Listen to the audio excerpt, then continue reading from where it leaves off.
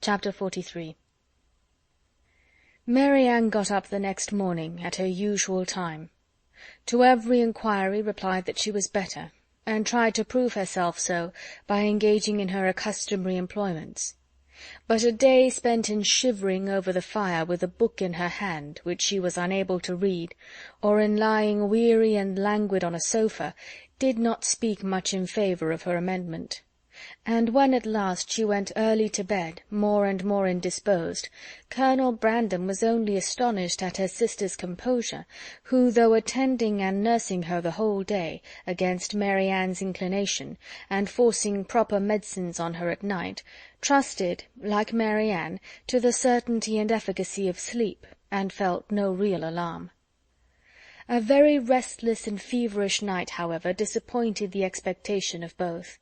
And when Mary Ann, after persisting in rising, confessed herself unable to sit up, and returned voluntarily to her bed, Elinor was very ready to adopt Mrs. Jennings's advice of sending for the Palmers' apothecary. He came, examined his patient, and, though encouraging Miss Dashwood to expect that a very few days would restore her sister to health, yet by pronouncing her disorder to have a putrid tendency, and allowing the word infection to pass his lips, gave instant alarm to Mrs. Palmer on her baby's account. Mrs. Jennings, who had been inclined from the first to think Mary Ann's complaint more serious than Elinor, now looked very grave on Mr. Harris's report, and, confirming Charlotte's fears and caution, urged the necessity of her immediate removal with her infant. And Mr. Palmer, though treating their apprehensions as idle, found the anxiety and importunity of his wife too great to be withstood. Her departure therefore was fixed on, and within an hour after Mr. Harris's arrival she set off, with her little boy and his nurse, for the house of a near relation of Mr. Palmer's, who lived a few miles on the other side of Bath, whither her husband promised, at her earnest entreaty, to join her in a day or two, and whither she was almost equally urgent with her mother to accompany her. Mrs. Jennings, however, with a kindness of heart which made Elinor really love her, declared her resolution of not stirring from Cleveland as long as Mary Ann remained ill, and of endeavouring, by her own attentive care, to supply to her the place of the mother she had taken her from. And Elinor found her on every occasion a most willing and active helpmate, desirous to share in all her fatigues, and often, by her better experience in nursing, of material use.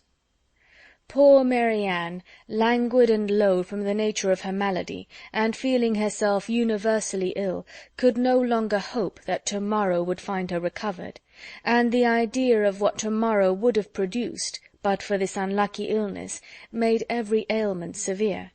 For on that day they were to have begun their journey home, and, attended the whole way by a servant of Mrs. Jennings, were to have taken their mother by surprise on the following forenoon. The little she said was all in lamentation of this inevitable delay, though Elinor tried to raise her spirits, and make her believe, as she then really believed herself, that it would be a very short one. The next day produced little or no alteration in the state of the patient. She certainly was not better, and, except that there was no amendment, did not appear worse. Their party was now farther reduced, for Mr. Palmer, though very unwilling to go as well from real humanity and good nature as from a dislike of appearing to be frightened away by his wife, was persuaded at last by Colonel Brandon to perform his promise of following her, and while he was preparing to go, Colonel Brandon himself, with a much greater exertion, began to talk of going likewise. Here, however, the kindness of Mrs. Jennings interposed most acceptably, for to send the Colonel away while his love was in so much uneasiness on her sister's account would be to deprive them both, she thought, of every comfort, and therefore, telling him at once that his stay at Cleveland was necessary to herself, that she should want him to play piquet of an evening, while Miss Dashwood was above with her sister, etc., she urged him so strongly to remain, that he, who was gratifying the first wish of his own heart by a compliance, could not long even affect to demur. especially as Mrs. Jennings's entreaty was warmly seconded by Mr. Palmer, who seemed to feel a relief to himself in leaving behind him a person so well able to assist or advise Miss Dashwood in any emergence. Mary Ann was, of course, kept in ignorance of all these arrangements. She knew not that she had been the means of sending the owners of Cleveland away in about 7 days from the time of their arrival. It gave her no surprise that she saw nothing of Mrs. Palmer, and as it gave her likewise no concern, she never mentioned her name. 2 days passed away from the time of Mr. Palmer's departure, and her situation continued, with little variation, the same. Mr. Harris, who attended her every day, still talked boldly of a speedy recovery, and Miss Dashwood was equally sanguine, but the expectation of the others was by no means so cheerful. Mrs. Jennings had determined very early in the seizure that Mary Ann would never get over it, and Colonel Brandon, who was cheerfully of use in listening to Mrs. Jennings's forebodings, was not in a state of mind to resist their influence. He tried to reason himself out of fears, which the different judgment of the apothecaries seemed to render absurd, but the many hours of each day in which he was left entirely alone were but too favourable for the admission of every melancholy idea, and he could not expel from his mind the persuasion that he should see Mary Ann no more. On the morning of the 3rd day, however, the gloomy anticipations of both were almost done away, for when Mr. Harris arrived, he declared his patient materially better. Her pulse was much stronger, and every symptom more favourable than on the preceding visit. Eleanor, confirmed in every pleasant hope, was all cheerfulness, rejoicing that in her letters to her mother she had pursued her own judgment rather than her friend's, in making very light of the indisposition which delayed them at Cleveland, and almost fixing on the time when Mary Ann would be able to travel. But the day did not close so auspiciously as it began. Towards the evening Mary Ann became ill again, growing more heavy, restless, and uncomfortable than before. Her sister, however, still sanguine, was willing to attribute the change to nothing more than the fatigue of having sat up to have her bed made, and carefully administering the cordials prescribed, saw her with satisfaction sink at last into a slumber, from which she expected the most beneficial effects.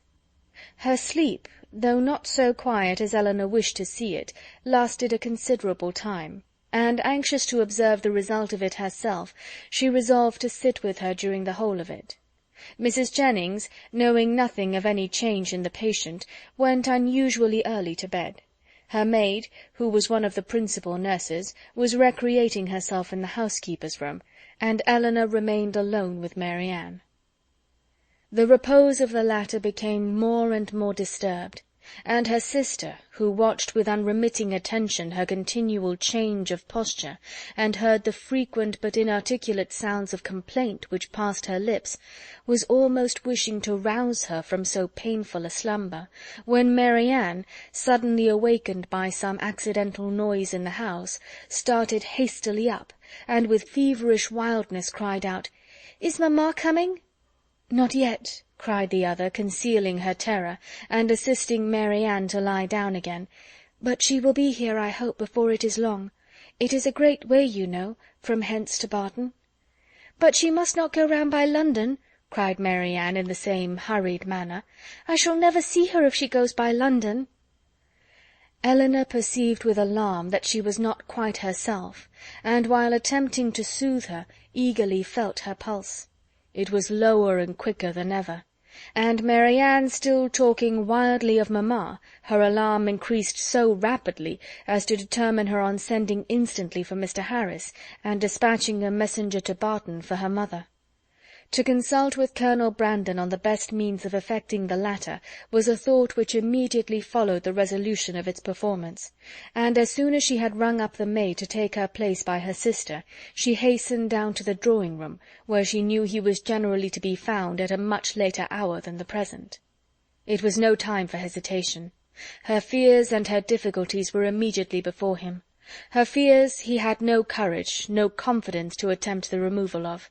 He listened to them in silent despondence, but her difficulties were instantly obviated, for with a readiness that seemed to speak the occasion, and the service pre-arranged in his mind, he offered himself as the messenger who should fetch Mrs. Dashwood.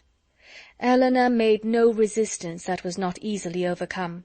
She thanked him with brief though fervent gratitude, and while he went to hurry off his servant with a message to Mr. Harris and an order for post-horses directly, she wrote a few lines to her mother.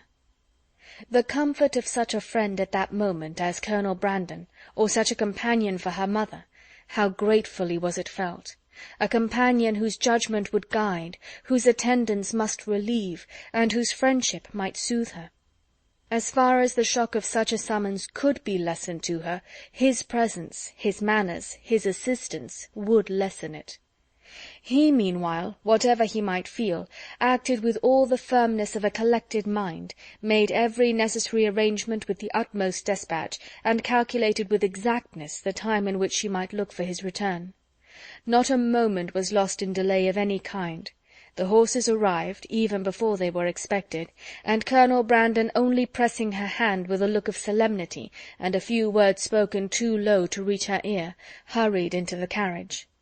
It was then about 12 o'clock, and she returned to her sister's apartment to wait for the arrival of the apothecary, and to watch by her the rest of the night. It was a night of almost equal suffering to both. Hour after hour passed away in sleepless pain and delirium on Mary Ann's side, and in the most cruel anxiety on Eleanor's, before Mr. Harris appeared. Her apprehensions once raised, paid by their excess for all her former security, and the servant who sat up with her, for she would not allow Mrs. Jennings to be called, only tortured her more by hints of what her mistress had always thought. Mary Ann's ideas were still at intervals fixed incoherently on her mother, and whenever she mentioned her name, it gave a pang to the heart of poor Eleanor, who, reproaching herself for having trifled with so many days of illness, and wretched for some immediate relief, fancied that all relief might soon be in vain, that everything had been delayed too long, and pictured to herself her suffering mother arriving too late to see this darling child, or to see her rational.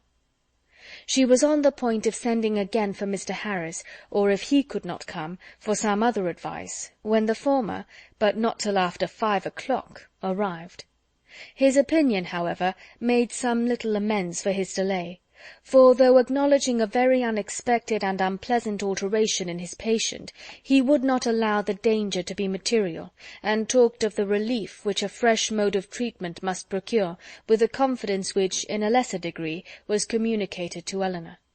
He promised to call again in the course of 3 or 4 hours, and left both the patient and her anxious attendant more composed than he had found them. With strong concern, and with many reproaches for not being called to their aid, did Mrs. Jennings hear in the morning of what had passed. Her former apprehensions, now with greater reason restored, left her no doubt of the event, and though trying to speak comfort to Eleanor, her conviction of her sister's danger would not allow her to offer the comfort of hope. Her heart was really grieved. The rapid decay, the early death of a girl so young, so lovely as Mary Ann, must have struck a less interested person with concern. On Mrs. Jennings' compassion she had other claims. She had been for 3 months her companion, was still under her care, and she was known to have been greatly injured and long unhappy. The distress of her sister, too, particularly a favourite, was before her. And as for their mother, when Mrs. Jennings considered that Mary Ann might probably be to her what Charlotte was to herself, her sympathy in her sufferings was very sincere. Mr. Harris was punctual in his second visit, but he came to be disappointed in his hopes of what the last would produce. His medicines had failed, the fever was unabated, and Mary Ann, only more quiet, not more herself, remained in a heavy stupor. Eleanor, catching all, and more than all, his fears in a moment, proposed to call in further advice, but he judged it unnecessary.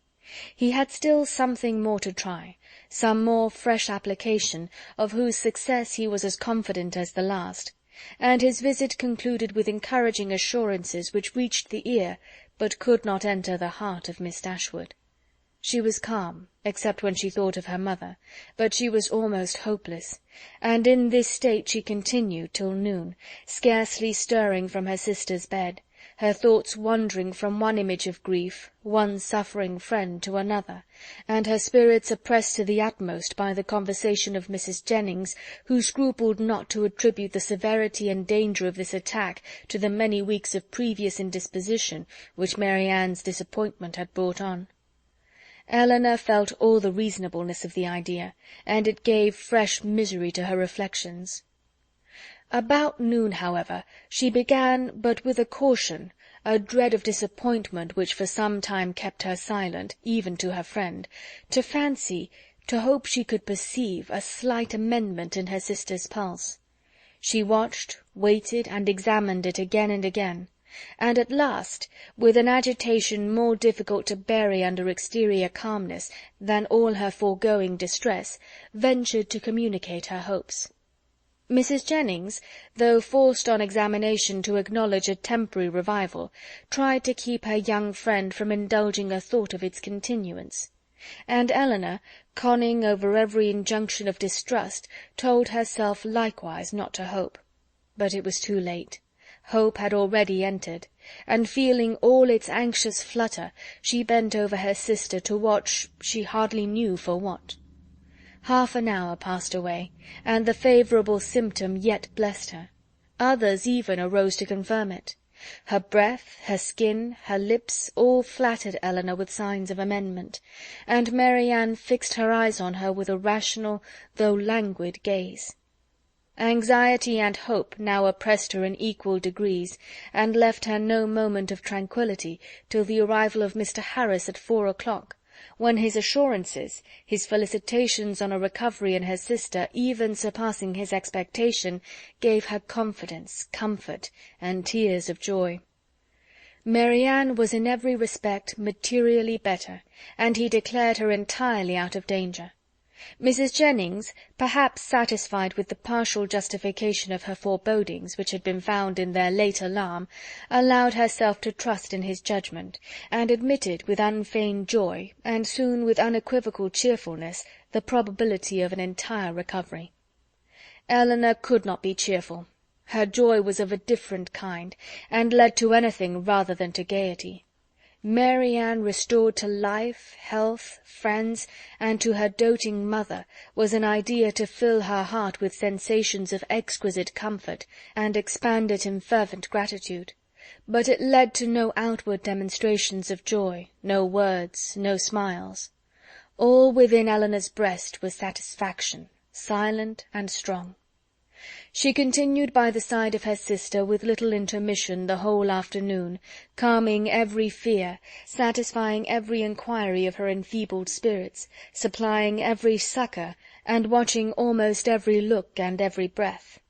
The possibility of a relapse would of course in some moments occur to remind her of what anxiety was, but when she saw, on her frequent and minute examination, that every symptom of recovery continued, and saw Mary Ann at 6 o'clock sink into a quiet, steady, and to all appearance comfortable sleep, she silenced every doubt. The time was now drawing on when Colonel Brandon might be expected back.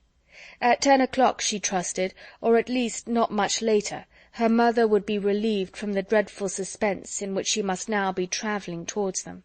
The Colonel, too, perhaps scarcely less an object of pity. Oh, how slow was the progress of time which yet kept them in ignorance!